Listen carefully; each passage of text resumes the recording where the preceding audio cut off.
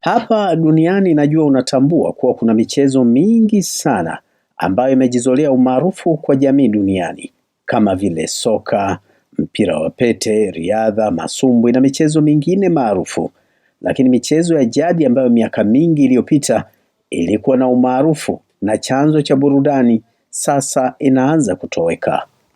Huko magharibi mwa Kenya, jamii ya kabila la Waluya wana mchezo maarufu sana na ambao umeendelea kujizolea umaarufu, nao ni mchezo wa kupiganisha madume ya ng'ombe.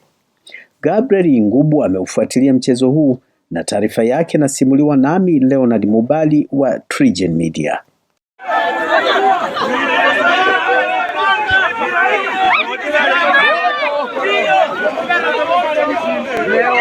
Hapa ni eneo la Malimili, jimbo la Kakamega nchini Kenya, maarufu kwa mchezo wa kupambanisha madume ya ng'ombe. Mchezo huu umekuwepo tangu kale, ambapo tangu zama hizo hadi sasa katika baadhi ya maeneo ya wafugaji barani Afrika mchezo huu umeanza kupotea, lakini si kwa Malimili, bado wanauenzi na ni moja ya burudani muhimu sana ya kila siku. Huwa ni furaha kwa dume la ng'ombe kuibuka mshindi katika mapambano. Ngubu anadodosa hapa nini siri ya ushindi wa dume hili, maana limeweza kumshinda dume mwingine. Ng'ombe imesukuma ingine karibu lisali moja, inapita mita 100. Siri ni nini? Hii ni rice. Hii ni rice. Alafu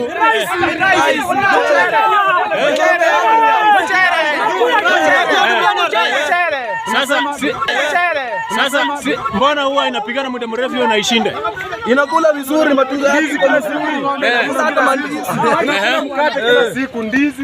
Mkate hata kachai tunakupea kwa katosa. Naiongeza mchele. Hata ukienda vijana kila kundi na mbabe wao wa kivita, yaani hilo fahari ambalo wameliteua kwenda vitani. Lakini wakati mwingine zoezi linakuwa gumu kwao, kwani baadhi ya madume ya ng'ombe hayakubali kwenda uwanja wa vita. Na sasa ni vita tayari.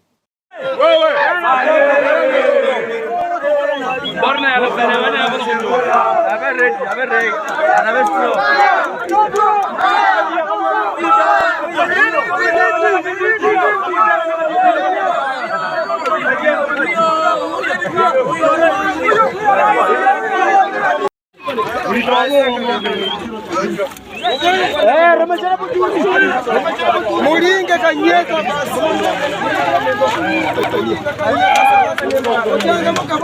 madume hawa wanapambana.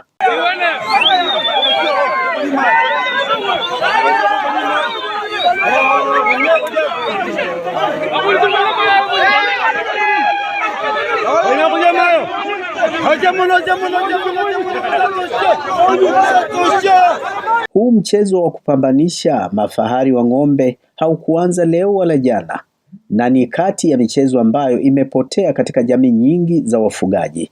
Iko haja ya kuweza kufufua baadhi ya michezo asilia kama hii ambayo ipo hatarini kutaka kutoweka. Katika sehemu ya pili tutakupatia mwendelezo wa matumizi mengine ya mchezo huu wa kuwapambanisha madume ya ng'ombe. Mbali ya burudani, wanasiasa nao wameanza kuitumia kwa ajili ya kushawishi wapiga kura wao. Hii ni Trigen Media.